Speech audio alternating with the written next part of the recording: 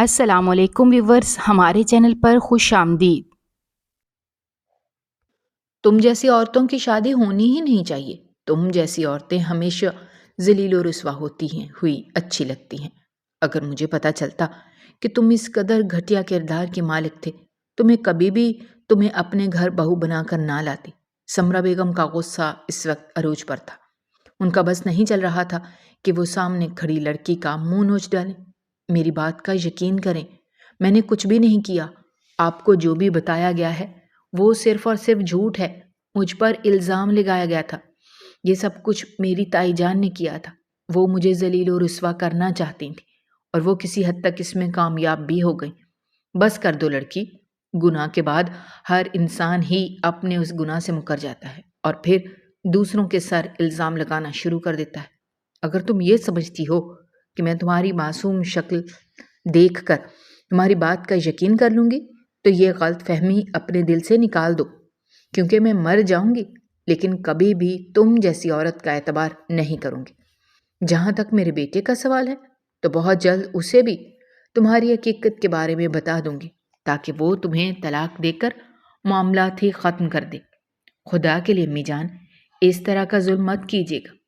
اپنی اس گندی زبان سے مجھے ماں کہہ کر مخاطب نہ کرو۔ اگر میری تمہارے جیسی بیٹی ہوتی تو میں پہلے ہی دن اس کا گلا گھونٹ کر جان سے مار دیتی۔ ارے تم جیسی لڑکیاں صرف اور صرف شرمندگی کا باعث بنتی ہیں۔ مجھے تو تمہارے گھر والوں کی فکر ہو رہی ہے۔ پتہ نہیں انہوں نے کیسے یہ سب کچھ برداشت کیا ہوگا۔ آپ کو جو کچھ بھی بتایا گیا ہے، مجھے اب تمہاری کوئی بھی بات نہیں سننی۔ ابھی اور اسی وقت اپنا سامان اٹھاؤ اور نکلو یہاں سے۔ میں مزید تمہارا وجود اس گھر میں برداشت نہیں کر سکتی۔ تم نہیں جانتے کہ پچھلے 2 دن میں نے کس قدر مشکل سے گزارے ہیں۔ یہ آپ کیا کہہ رہی ہیں؟ رات کے 10 بج رہے ہیں۔ میں اس وقت کہاں پر جاؤں گی؟ دیکھو لڑکی، یہ میرا مسئلہ نہیں ہے۔ میں نے تمہیں 2 دن برداشت کیا، تمہیں میرا شکر گزار ہونا چاہیے، مگر اب میرا صبر ختم ہو چکا ہے۔ تم نے میرے منع کرنے کے باوجود بھی احمد کے ساتھ تعلق رکھا۔ میرا اس کے ساتھ کوئی تعلق نہیں ہے، بلکہ میں تو اسے جانتی نہیں ہوں۔ وہ صرف آج ہی اس گھر میں آیا تھا۔ وہ مجھ سے حمزہ کے بارے میں سوال کر رہا تھا۔ میں نے صرف انہیں یہی کہا تھا کہ مجھے ان کے بارے میں کچھ بھی نہیں پتا۔ اس کے علاوہ ہم دونوں میں اور کسی بھی قسم کی کوئی بات نہیں ہوئی تھی۔ تم مجھ سے جھوٹ نہیں بول سکتی۔ میں نے خود تمہیں اس کے ساتھ ہنستے کھیلتے ہوئے دیکھا تھا۔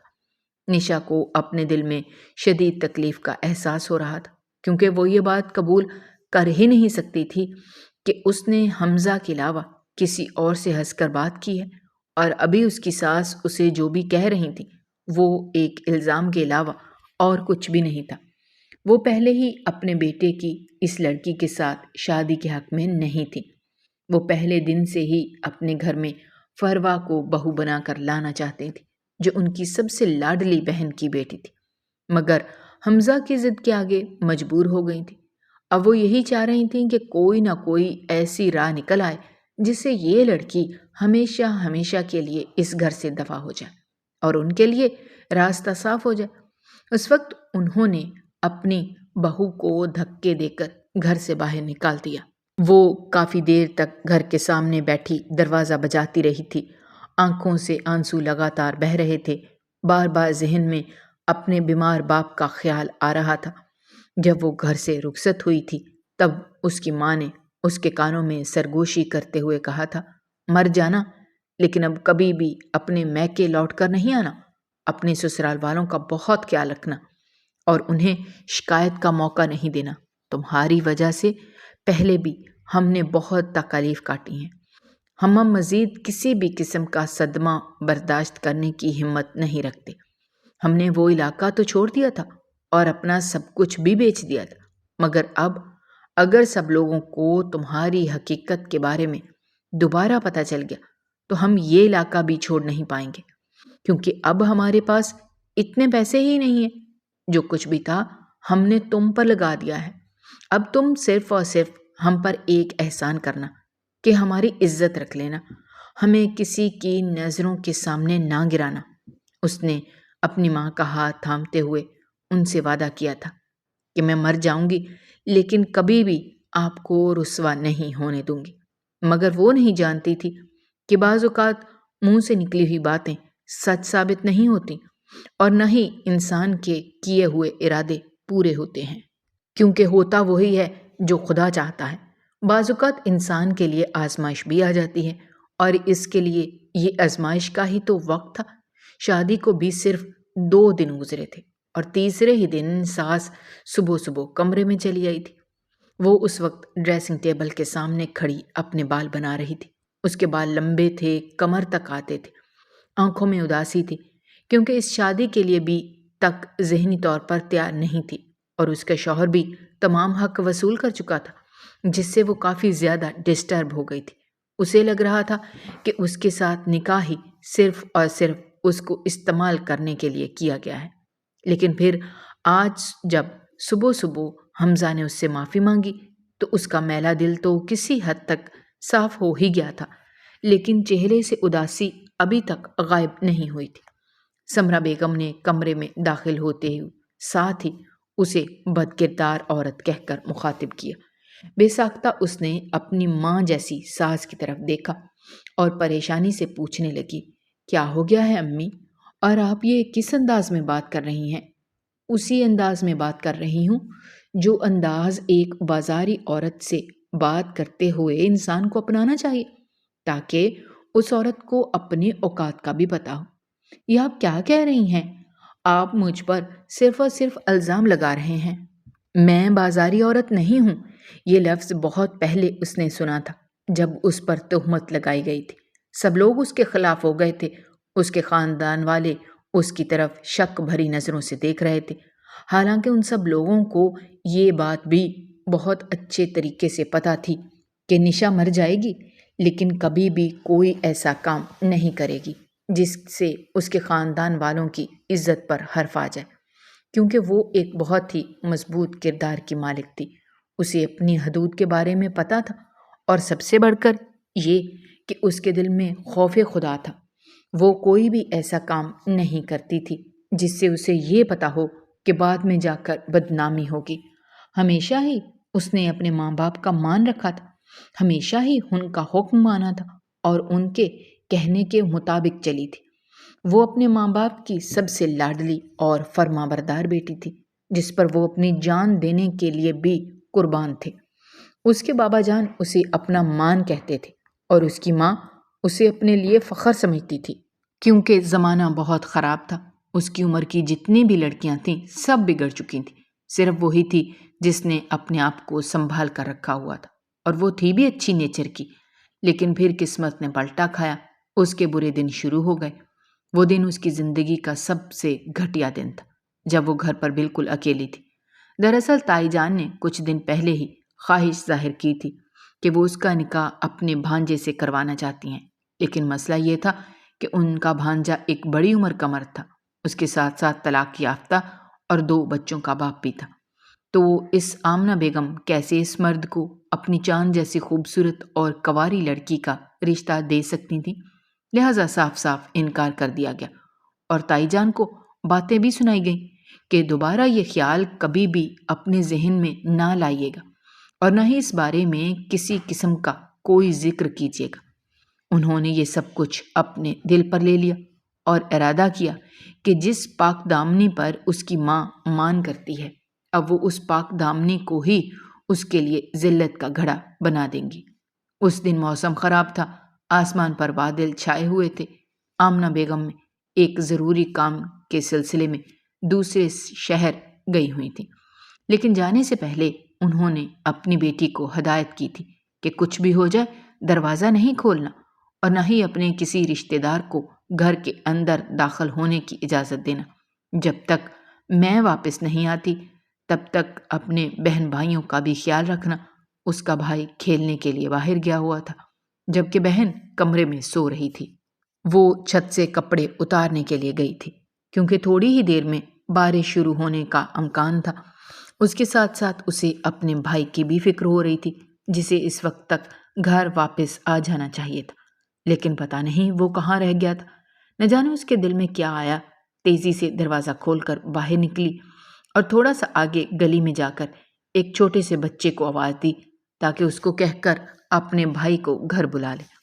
اس سے بات کرنے کے فوراً بعد ہی وہ گھر واپس آ چکے تھے، لیکن تب تک بہت دیر ہو چکے تھے۔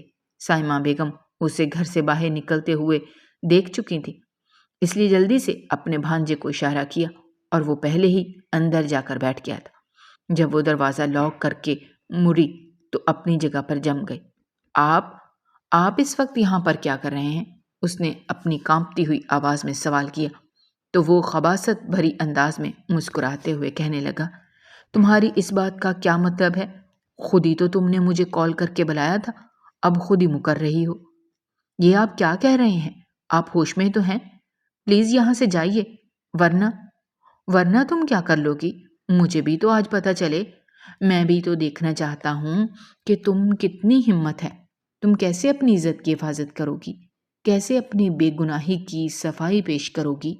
میں سب لوگوں کو چلا کر اکٹھا کر لوں گی اور ان کو آپ کی حقیقت کے بارے میں بتا دوں گی۔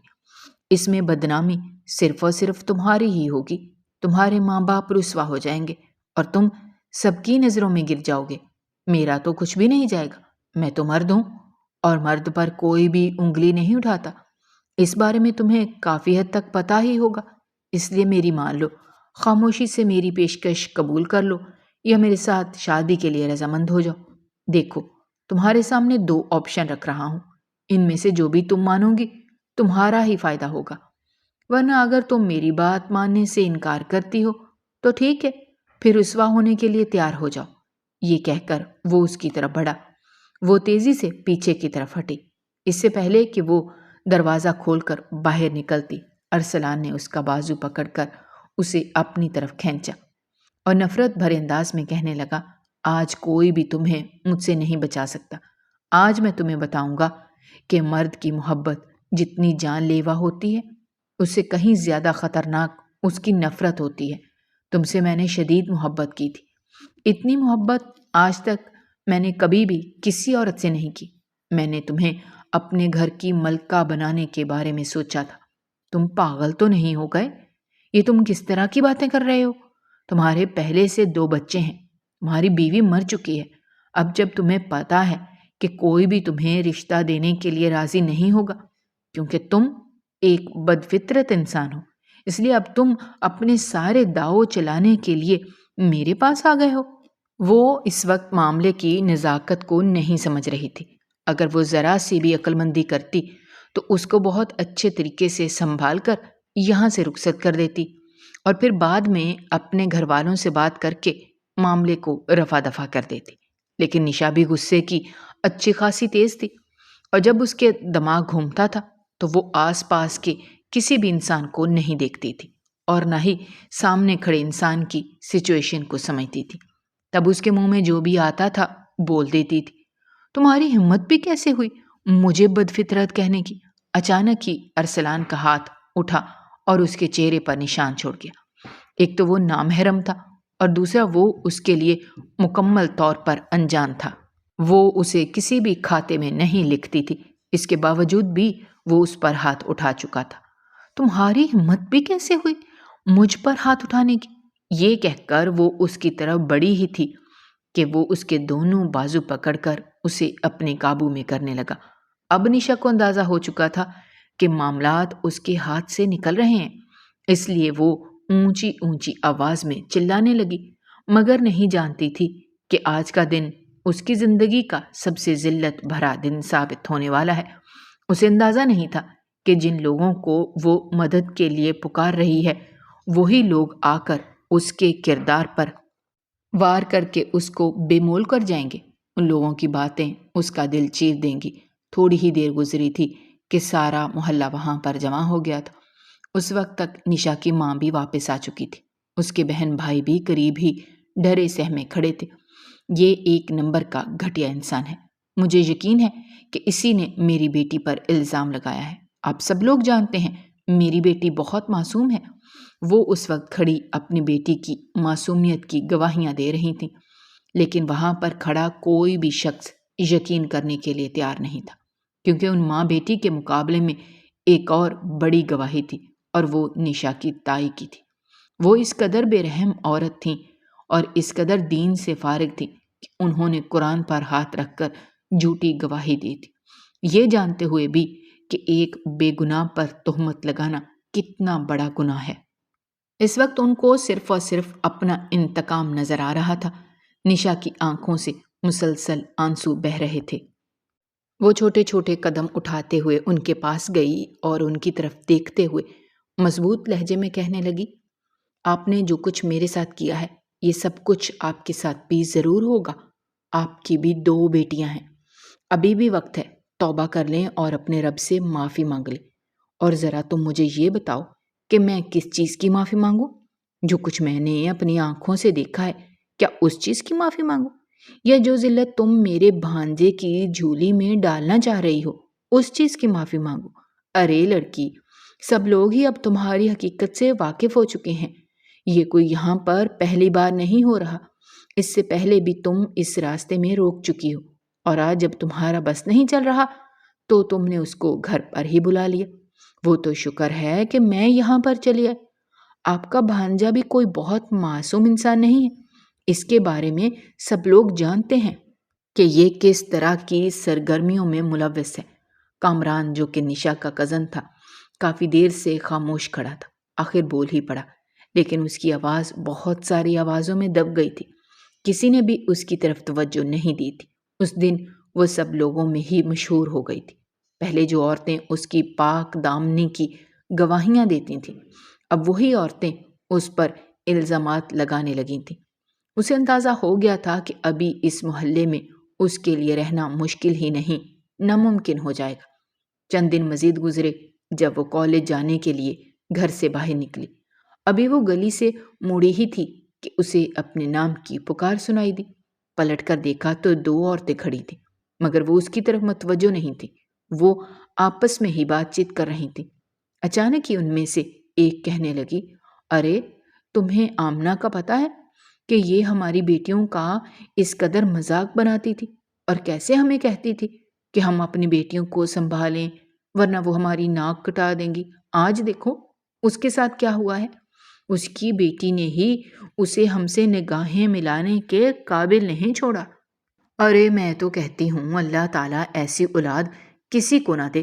جہاں تک ہماری بیٹیوں کا سوال ہے تو وہ تو نادان ہیں، چھوٹی ہیں، اگر غلطی ہو بھی جاتی ہے تو اس میں کوئی بڑی بات نہیں ہے، مگر تم اس لڑکی کو دیکھو، جوان ہونے کے باوجود، سمجھدار ہونے کے باوجود اس نے اپنے گھر والوں کی پرواہ نہیں کی۔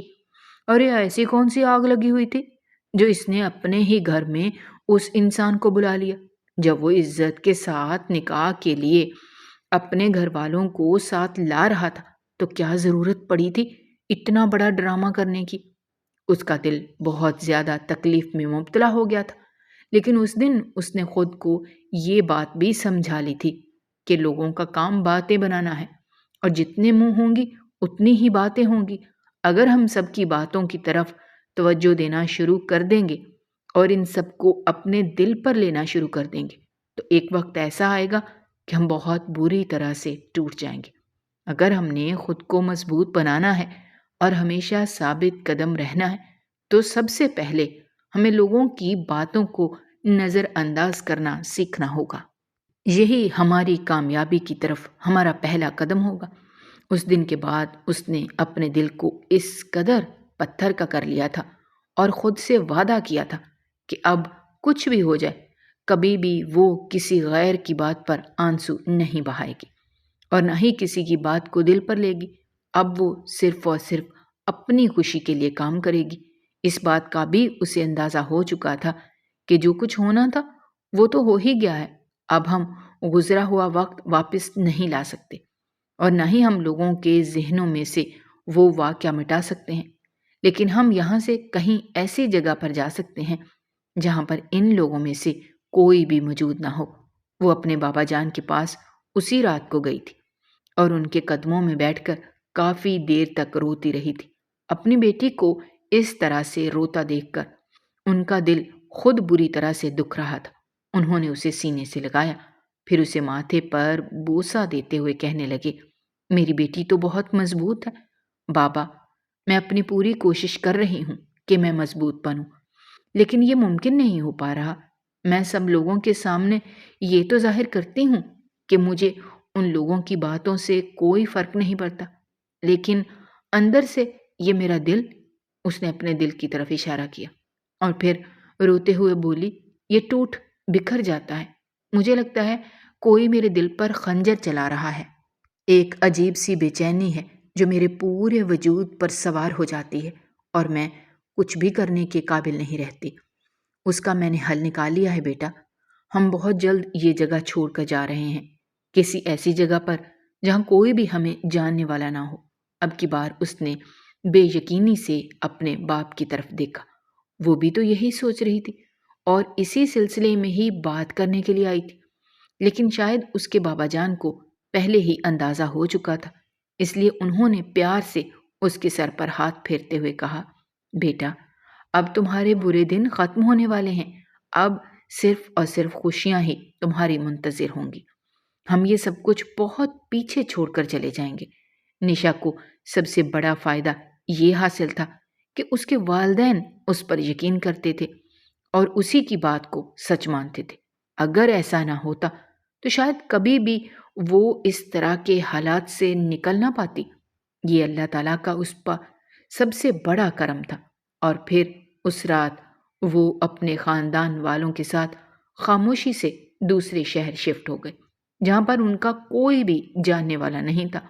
پہلے بھی ان کے خاندان میں بہت کم لوگ تھے جن کے گھر میں ان کا آنا جانا تھا، اور وجہ یہ تھی کہ اس کے بابا باقی خاندان والوں کی نسبت تھوڑے سے غریب تھے اور ان کے گھر کے حالات بھی اتنے سیٹ نہیں تھے۔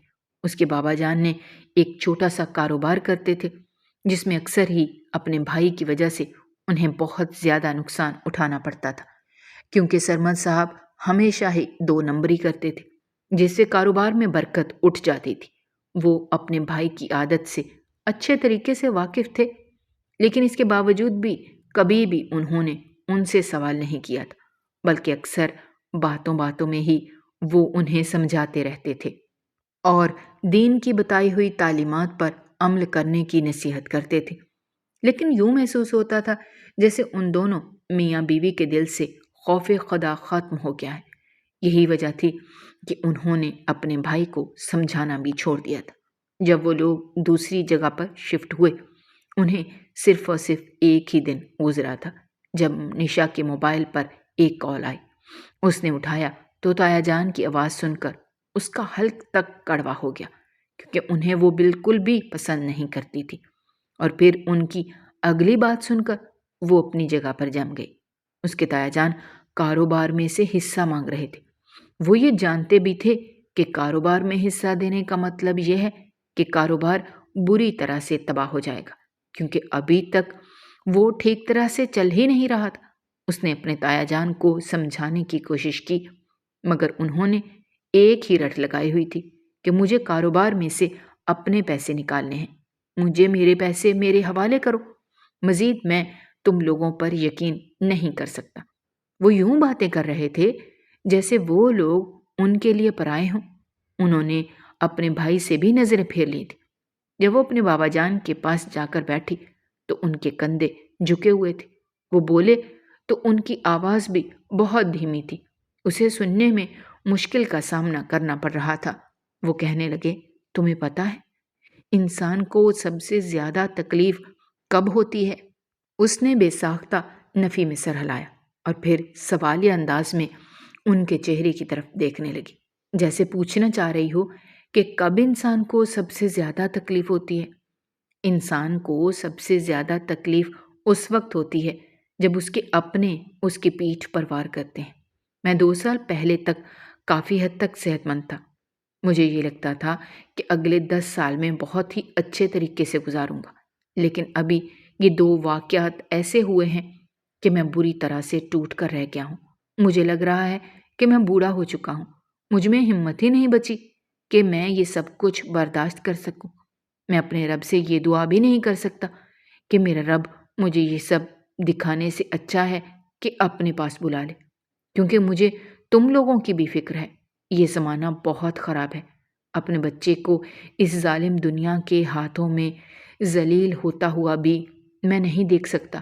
میں نہیں چاہتا کہ یہاں کے بھیڑیے میری بیٹیوں کا جینا حرام کر دیں اور ان کے ڈر سے وہ گھر سے نکلنا ہی چھوڑ دیں۔ وہ بولے جا رہے تھے اور ان کی آنکھوں سے آنسو بہتے چلے جا رہے تھے۔ اس نے اپنے بابا کو آج سے پہلے اس قدر تکلیف میں نہیں دیکھا تھا۔ وہ بھی ان کے گلے لگ گئی اور روتے ہوئے کہنے لگی، آپ فکر مت کریں، سب کچھ ٹھیک ہو جائے گا۔ جیسے ہی کاروبار میں سے رقم نکالی گئی، کاروبار بری طرح سے ڈوب گیا۔ اب تو منافع کے بجائے نقصان ہو رہا تھا۔ یہی وجہ تھی کہ انہوں نے اس کاروبار کو بھی ختم کر دیا تھا اور ایک چھوٹی سی کریانے کی دکان ڈال لی تھی جسے بمشکل ہی گھر کا گزارا چلتا تھا۔ وہ بھی معمول کے دن کی طرح ہی ایک روشن دن تھا۔ نشا اپنے کمرے کی صفائی کر رہی تھی جب اچانک ہی آمنہ بیگم کمرے کے اندر داخل ہوئیں اور اسے پیار سے مخاطب کرتے ہوئے کہنے لگیں، محلے میں شادی ہے، وہ لوگ ہمیں شادی پر بلا رہے ہیں، سوچ رہی ہوں رات کو جا کر ہم بھی مہندی کا فنکشن اٹینڈ کر لیں۔ اس سے نہ صرف محلے والوں سے بات چیت بھی ہو جائے گی بلکہ اس کے ساتھ ساتھ تمہاری کوئی دوست بھی بن جائے گی۔ ماں کی بات سن کر اس نے ان کے سامنے ہاتھ جوڑے اور تنگ ہوتے ہوئے کہنے لگی، خدا کا واسطہ ہے امی، اب لوگوں سے میل جول بڑھانا چھوڑ دیں، کیونکہ آپ کو اندازہ ہے کہ بعد میں جا کر یہی اچھے دکھنے والے لوگ اپنی اوقات دکھا دیتے ہیں۔ بیٹا، یہ تم کس طرح کی باتیں کر رہی ہو؟ ضروری نہیں ہے کہ سب انسان ایک ہی جیسے ہوں، 5 انگلیاں برابر نہیں ہوتی۔ امی، 5 انگلیاں برابر نہیں ہوتی، لیکن وہ کام مل کر ہی کرتی ہیں۔ کہیں نہ کہیں سب انسان بھی ایک دوسرے کے ساتھ جڑے ہوئے ہیں۔ آپ آج ان کو اچھا سمجھ رہی ہیں، اگر کل کوئی انہیں آ کر مجھ پر لگے الزام کے بارے میں بتا دے تو آپ کو کیا لگتا ہے یہ تب بھی اچھے رہیں گے؟ نہیں، تب انہیں مجھ میں 1000 کیڑے دکھائی دینا شروع ہو جائیں گے اور میں یہ سب کچھ ہرگز بھی برداشت نہیں کر سکتی۔ مجھ میں اتنی ہمت نہیں بچی۔ اس نے صاف انکار کر دی۔ آمنہ بیگم نے اسے اس وقت کچھ بھی نہیں کہا۔ رات تقریباً 8 بجے کا وقت تھا اور وہ محلے میں مہندی کے فنکشن پر موجود تھے۔ وہاں پر انہیں اپنی ایک جاننے والی مل گئی تھی جس کے ساتھ وہ باتیں کیے جا رہی تھیں، اور یہاں پر نشا کی حالت دوبارہ سے خراب ہو رہی تھی۔ اس دن بابا بھی گھر پر موجود نہیں تھے، وہ بھی ضروری کام کے سلسلے میں کہیں باہر گئے ہوئے تھے۔ اپنے بہن بھائیوں کے ساتھ وہ اکیلی ہی تھی۔ ماضی کے لمحات بار بار اس کی نظروں کے سامنے گھوم رہے تھے۔ آج تو اس نے باہر جا کر اپنی ماں کو آواز دینے کی جرت نہیں کی اور سوچا کہ کیوں نہ چھت پر جا کر کسی کو بلا کر اپنی ماں کو گھر بلوا لے۔ ویسے اس سلسلے میں وہ وہاں پر پہنچی تو حمزہ پہلے ہی اپنے کچھ دوستوں کے ساتھ باربیکیو لگا رہا تھا۔ دراصل وہ لوگ اس انداز میں بیٹھے ہوئے تھے کہ نشا ان کو نہیں دیکھ پا رہی تھی، مگر وہ اسے اچھے طریقے سے دیکھ سکتے تھے۔ وہ چھت پر تانکا جھانکی کرنے لگی تو اچانک ہی سردار بلال بولا، دیکھو تو یہ لڑکی کتنی پیاری ہے۔ بے ساختہ حمزہ نے نظریں اٹھا تو اسے لگا کہ وہ پلک نہیں جھپک پائے گا۔ آج سے پہلے اس نے اس قدر حسین لڑکی پہلے کبھی بھی نہیں دیکھی تھی۔ وہ پہلی ہی نظر میں اس کا دیوانہ ہو گیا تھا۔ اس کو یوں اس طرح سے بت بنا ہوا دیکھ کر اس کے دوست نے جلدی سے اس کا کندھا ہلایا اور شرارتی انداز میں کہنے لگا، کیا ہو گیا ہے؟ کہیں تم سچ میں اس کے دیوانے تو نہیں ہو گئے؟ وہ جلدی سے ہوش کی دنیا میں آیا، شرمندگی سے بالوں میں ہاتھ پھیرتے ہوئے بولا، ارے نہیں، ایسی کوئی بات نہیں ہے۔ کیا تمہیں میں ایک چھوٹا سا بچہ لگتا ہوں یا 2nd ایئر کا اسٹوڈنٹ ہوں جو پہلی ہی نظر میں اس کا دیوانہ ہو جاؤں گا؟ ایسا کچھ بھی نہیں ہے۔ یہ کہہ کر وہ دوبارہ سے باربیکیو کی طرف متوجہ ہو گیا، لیکن اب اس کا دھیان اسی طرف ہی جا رہا تھا۔ بار بار نظر بھٹک کر اس طرف جاتی تو جمال نے اب کی بار اس کے کندھے پر ہاتھ رکھا اور معصومیت سے کہنے لگا، ہم تمہارے حق پر ڈاکہ نہیں ڈالیں گے اور نہ ہی ہم تمہاری راہ میں رکاوٹ بنیں گے۔ تم جا کر اس سے پوچھ لو کہ اسے کیا مسئلہ ہے۔ وہ چہرے سے تھوڑی سی پریشان نظر آ رہی ہے۔ ابھی اس نے بات مکمل ہی نہیں کی تھی کہ وہ جلدی سے اپنی جگہ پر اٹھ کھڑا ہوا۔ بے ساختہ ان لوگوں کی ہنسی چھوٹ گئی۔ آواز اتنی اونچی تھی کہ نشا نے بخوبی سنی تھی۔ وہ بھی ایک لمحے کے لیے سہم گئی جب اس نے ایک خوبصورت لڑکے کو اپنی طرف آتے ہوئے دیکھا۔ جلدی سے پیچھے ہٹی۔ اس سے پہلے کہ وہ وہاں سے جاتی، حمزہ بول پڑا، محترمہ، خیریت تو ہے؟ آپ اس وقت یہاں پر کیا کر رہی ہیں؟ بات کرنے کا انداز کافی مناسب تھا۔ نہ چاہتے ہوئے بھی وہ رک گئے اور پھر اپنی انگلیاں چٹکانے لگی۔ وہ کنفیوز ہو گئی تھی۔ اسے سمجھ نہیں آ رہا تھا کہ کیا کہے۔ آج سے پہلے اس کا سامنا کبھی بھی کسی لڑکے کے ساتھ ہی ہوا تھا۔ جب سے اس کے ساتھ وہ حادثہ پیش آیا تھا تب سے تو وہ ویسے بھی اس طرح کی چیزوں سے دور ہی رہتی تھی۔ ہو سکتا ہے کہ میں آپ کی مدد کر دوں۔ کیا آپ نے کسی کو بلانا ہے؟ اس سے پہلے کہ وہ اپنی ماں کا نام لیتی اسے نیچے سے آمنہ بیگم کی آواز سنائی دی، جو یقیناً گھر واپس آ چکی تھی۔ بغیر کچھ کہے، ایک لمحے کی دیری کیے بغیر وہ بھاگ گئی، جبکہ حمزہ ایک ٹھنڈی آہ بھر کر رہ گیا۔ کاش اس لڑکی کی آواز ہی سن لیتا۔ وہ یہاں پر اپنی کزن کی شادی کے سلسلے میں آیا تھا۔ اگلے دن آمنہ بیگم اسے زبردستی اپنے ساتھ لے کر گئی تھی، کیونکہ سب لوگ ہی ان سے نشا کے بارے میں پوچھ رہے تھے۔ وہ اکثر ہی آتے جاتے ہوئے دیکھتے تھے اور وہ انہیں کافی معصوم اور خوبصورت بھی لگتی تھی۔ وہاں پر جتنی بھی عورتیں موجود تھیں وہ آمنہ بیگم سے یہی سوال کر رہی تھیں، کہیں تم نے اپنی بیٹی کا رشتہ تو نہیں کیا؟ وہ سوچ بھی نہیں سکتی تھی کہ یوں ایک دم سے ہی ان کی بیٹی کے لیے اتنے رشتے آنا شروع ہو جائیں گے۔ وہ حد سے زیادہ بوکھلا گئی تھی اور سب کو انکار کرتی ہوئی پھر رہی تھی، جبکہ وہ ایک ٹیبل پر بیٹھی اپنے موبائل میں مصروف تھی، جب اچانک ہی اسے نام کی پکار سنائی دی۔ گردن اٹھا کر دیکھی تو حمزہ اپنی بھرپور وجاہت کے ساتھ کھڑا تھا اور مسکراتی ہوئی نظروں سے اس کو دیکھے چلے جا رہا تھا۔ ایکسکیوز می، کیا میں آپ سے بات کر سکتا ہوں؟ نہیں، اس نے صاف انکار کر دیا اور وہاں سے اٹھ کر چلی گئی۔ بات تو میں تم سے کر کے ہی رہوں گا، اگر تم اسے نہیں کرنا چاہتی تو کوئی بات نہیں، میں نے اس طرف توجہ ہی نہیں دینی۔ خباثت بھرے انداز میں وہ یہ کہہ کر اب کی بار اپنی ماں کی طرف گیا تھا اور ان کے کانوں میں سرگوشی کرتے ہوئے کہنے لگا، آپ کو آپ کی بہو مل گئی ہے، بس جلدی سے شادی کی تیاریاں شروع کریں۔ کیا تم فروا سے شادی کرنے کے لیے تیار ہو گئے ہو؟ انہوں نے جلد بازی میں پوچھا تو وہ برا سا منہ بناتے ہوئے کہنے لگا، آپ کو پہلے بھی میں نے یہی بات سمجھائی ہے کہ اس لڑکی کا نام میرے سامنے نہ لیا کریں۔ مجھے اس لڑکی سے شدید کوفت ہوتی ہے، مگر اس کے باوجود بھی آپ باز نہیں آتی۔ کیا ہو گیا ہے بیٹا؟ یہ تم کس طرح کی باتیں کر رہے ہو؟ تھوڑے عرصے پہلے تک تو تم کہتے تھے تمہیں اس لڑکی سے کوئی مسئلہ نہیں ہے۔ امی، ظاہر سی بات ہے مجھے اس لڑکی سے کیا مسئلہ ہو سکتا ہے، لیکن جو بات آپ کر رہی ہیں وہ بھی میں قبول نہیں کر سکتا۔ میں کیسے ایسی عورت کے ساتھ شادی کر سکتا ہوں جسے میں نے ہمیشہ ہی اپنی بہن سمجھا ہو؟ شادی سے پہلے ایسا ہی ہوتا ہے، سب ایک دوسرے کو بہن بھائی ہی سمجھتے ہیں۔ امی، یہ آپ کے ہاں ہوتا ہوگا، لیکن میں ایسا بالکل بھی نہیں سوچتا۔ میں نے پہلے سے ہی اپنا یہ ارادہ کیا ہوا تھا کہ جب ہی مجھے کوئی لڑکی پسند آ جائے گی میں اسی وقت ہی اسے نکاح کی پیشکش کر دوں گا، اور آج مجھے ایک لڑکی پسند آ گئی ہے۔ بہتر یہی ہے کہ جتنا جلدی ہو سکے میرا رشتہ لے کر اس کے گھر چلی جائیں۔ یہ کہہ کر اس نے ایک طرف اشارہ کیا جہاں پر نشا کھڑی تھی۔ بلا شبہ کالے رنگ کے لباس میں وہ بہت ہی پیاری لگ رہی تھی اور ابھی وہ کسی بات پر کھلکھلا کر ہنس رہی تھی۔ انہوں نے ایک نظر اپنے بیٹے کی طرف دیکھا جو بہت ہی غور اور محبت بھری نظروں سے اس لڑکی کے چہرے کو دیکھ رہا تھا۔ ان کے ذہن میں اپنی ایک جاننے والے کی بات گونجنے لگی جس نے انہیں سمجھایا تھا کہ کچھ بھی ہو جائے لیکن کبھی بھی دوسرے خاندان کی لڑکی کو اپنے گھر کی بہو نہ بنانا، کیونکہ یہ لڑکیاں بیٹوں کو اپنے قابو میں کر لیتی ہیں اور پھر انہیں لے کر فرار ہو جاتی ہیں۔ کہیں ایسا نہ ہو کہ تمہارا ایک ہی بیٹا ہے اور وہ بھی ہاتھ سے نکل جائے۔ اس کی بات سن کر وہ بہت زیادہ پریشان ہو گئی تھی۔ یہی وجہ تھی کہ انہوں نے فروا کے معاملے پر بھی اپنے بیٹے پر دباؤ ڈالنا شروع کر دیا تھا، مگر وہ تو ان کی کسی بھی بات کو خاطر میں نہیں لاتا تھا۔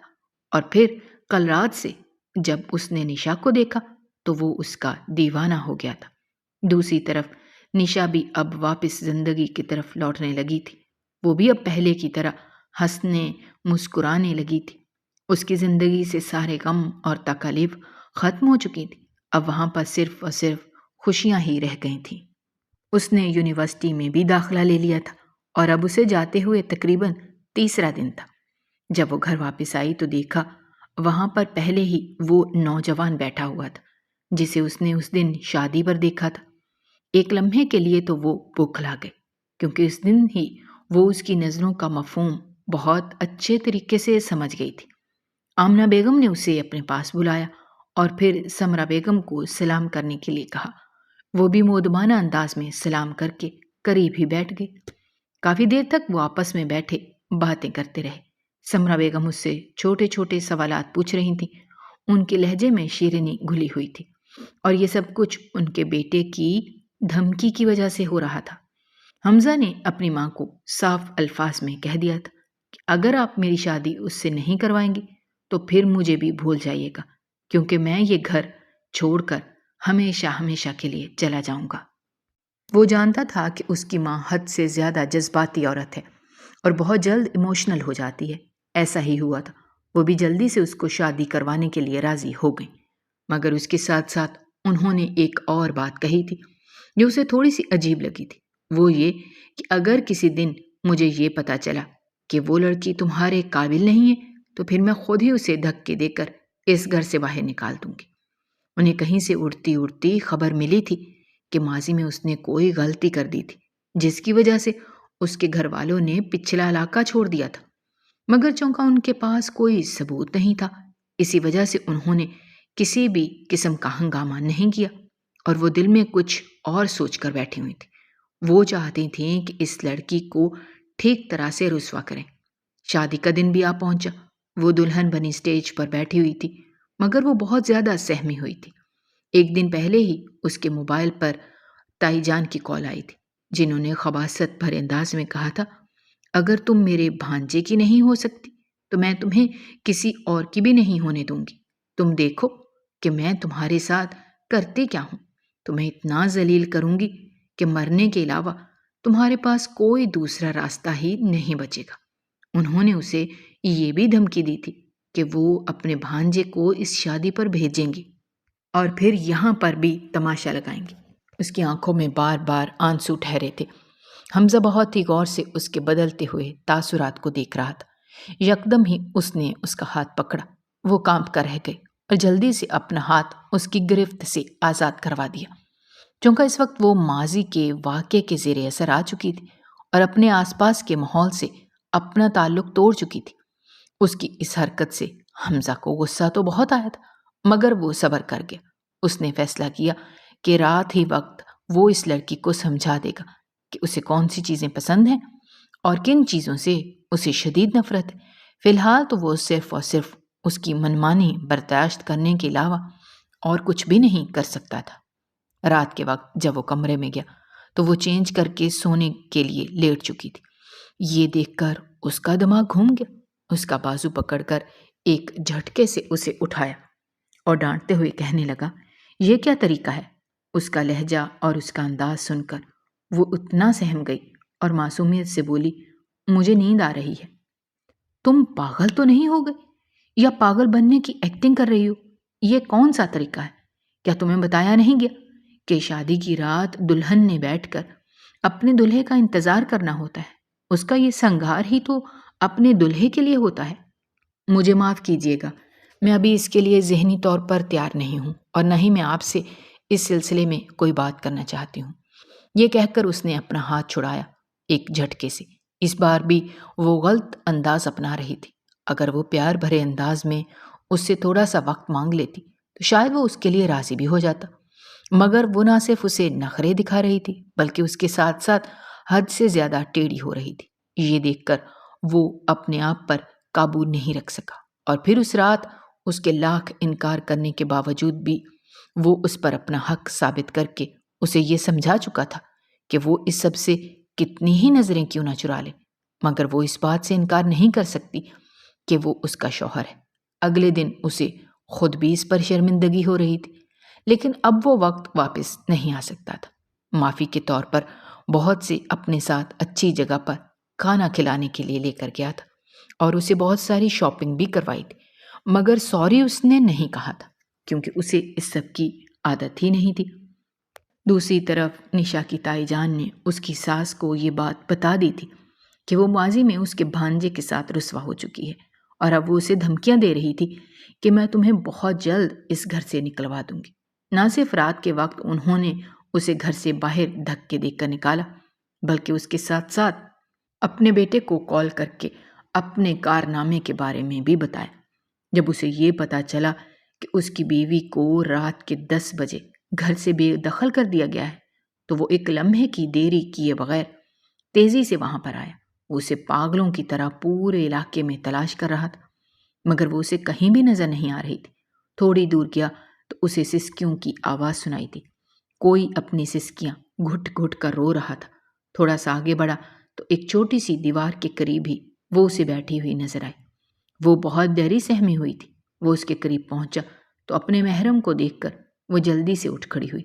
اس کے گلے لگ کر پھوٹ پھوٹ کر روتے ہوئے کہنے لگی، میرا یقین کرو، میں بے قصور ہوں، میرا کردار صاف ہے، میں نے کوئی بھی بد کرداری کا کام نہیں کیا۔ آپ کی مما میری بات پر یقین نہیں کر رہی۔ وہ کہہ رہی ہیں کہ وہ آپ کو میرے بارے میں سچ اور جھوٹ کی ملاوٹ کر کے باتیں بتائیں گی۔ وہ ایسا کیسے کر سکتی ہیں؟ خدا کے لیے اپنی مما کی بات مان کر مجھے گھر سے باہر نہ نکالیے گا۔ میرے بابا پہلے ہی بیمار ہیں، کہیں وہ میرا صدمہ برداشت نہ کر پائیں۔ اور یہ کہہ کر وہ پھر سے رونے لگی۔ اس کے آنسو حمزہ کو اپنے دل پر گرتے ہوئے محسوس ہو رہے تھے۔ پیار سے اس کا چہرہ اٹھایا اور اس کے ماتھے پر بوسہ دیتے ہوئے کہنے لگا، آج جو کچھ بھی ہوا ہے اس پر میں بہت شرمندہ ہوں۔ وعدہ کرتا ہوں تمہیں دوبارہ کبھی بھی شکایت کا موقع نہیں ملے گا۔ اور جہاں تک تمہاری تائی کے بھانجے کا سوال ہے تو میں اس کی حقیقت سے بھی بہت اچھے طریقے سے واقف ہوں۔ وہ میرے پاس بھی آیا تھا، اس نے مجھے بھی یہ ساری باتیں بتانے کی کوشش کی تھی، لیکن میں نے اسے صاف الفاظ میں کہہ دیا تھا کہ میں اس کی بات پر یقین نہیں کرتا، اور اگر دوبارہ سے اس نے اس طرح کی کوئی چال چلی تو میں اسے پولیس کے حوالے کر دوں گا۔ لیکن لگتا ہے کہ میری ماں ان لوگوں کی باتوں میں آ گئی ہیں۔ تم فکر مت کرو، میں اپنی ماں کو سمجھا دوں گا۔ مجھے تمہارے کردار پر یقین ہے، اسی وجہ سے میں نے تم سے شادی کا فیصلہ کیا تھا۔ تم معصوم ہو، پاک ہو، اور سب سے بڑھ کر یہ کہ میں تم سے محبت کرتا ہوں، اور جن سے محبت کی جائے ان کو رسوا نہیں کیا جاتا۔ پھر جب اس نے حمزہ کو یہ بتایا کہ تھوڑی دیر پہلے ہی کچھ آوارہ لڑکے اس کے پیچھے آ گئے تھے، اسی وجہ سے وہ چھپ کر یہاں پر بیٹھی ہوئی تھی، تو اس کا میٹر مزید شارٹ ہو گیا۔ اس نے اب اپنی ماں سے بھی تھوڑے عرصے کے لیے قطع تعلق کی کا فیصلہ کیا تھا۔ وہ اسے لے کر اپنے فلیٹ میں چلا گیا۔ سمیرہ بیگم کو شدت سے اپنی غلطی کا احساس ہو رہا تھا، یہاں تک کہ اب انہوں نے فوراً سے ہر طرح کا تعلق فروا سے بھی ختم کر دیا تھا، اور اسے صاف صاف کہہ دیا تھا کہ میرے بیٹے کی تمہارے ساتھ شادی کی مرضی ہی نہیں ہے، میں اس پر کسی بھی قسم کی زور زبردستی نہیں کر سکتی۔ دوسری طرف نشا کی زندگی یکدم ہی بہت زیادہ پرسکون ہو گئی تھی۔ حمزہ کو پتہ چل گیا تھا کہ وہ حد سے زیادہ سینسیٹیو ہے، اسی وجہ سے وہ اس کا بہت زیادہ خیال رکھنے لگا تھا۔ اس کی ہر بات منہ سے نکلنے سے پہلے ہی پوری کر دیتا تھا، اور کوشش کرتا تھا کہ کوئی بھی بات ایسے الفاظ منہ سے ادا نہ کرے جس سے اس کی ذات کو تکلیف پہنچے۔ اس نے اپنی زندگی کا ایک ہی مقصد بنا لیا تھا کہ وہ اس معصوم سی لڑکی کے چہرے پر ہمیشہ ہی مسکراہٹ سجا کر رکھے گا۔ 1 مہینے کے بعد جب اللہ تعالیٰ نے انہیں اس خوشی سے نوازا کہ وہ ماں باپ بننے والے ہیں، تو اس دن نشا نے بھی حمزہ سے یہ فریاد لگائی کہ آپ اپنی ماں کو معاف کر دیں، اتنی زیادہ تکلیف دینا بھی ٹھیک نہیں ہوتا۔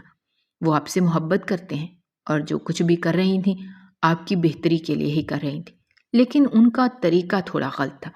اور پھر اس کے کہنے پر وہ اپنی ماں کے پاس گیا۔ سمرہ بیگم اس کے گلے لگ کر کافی دیر تک روتی رہی تھی اور شکایت کرتی رہی تھی، مگر جب آنسو صاف ہوئے تو سب کچھ صاف ہو گیا۔ اب وہاں پر غلط فہمیاں ختم ہو گئی تھیں، صرف اور صرف خوشیاں ہی تھیں۔ نشا نے ماضی میں جتنی بھی تکالیف اٹھائی تھیں اس کا صلہ اسے حمزہ کی صورت میں مل گیا تھا۔ اگر آپ کو ہماری کہانیاں پسند آ رہی ہیں تو ہمارے چینل کو سبسکرائب کیجیے، ویڈیوز پر کمنٹ کیجیے اور شیئر کیجیے۔ شکریہ۔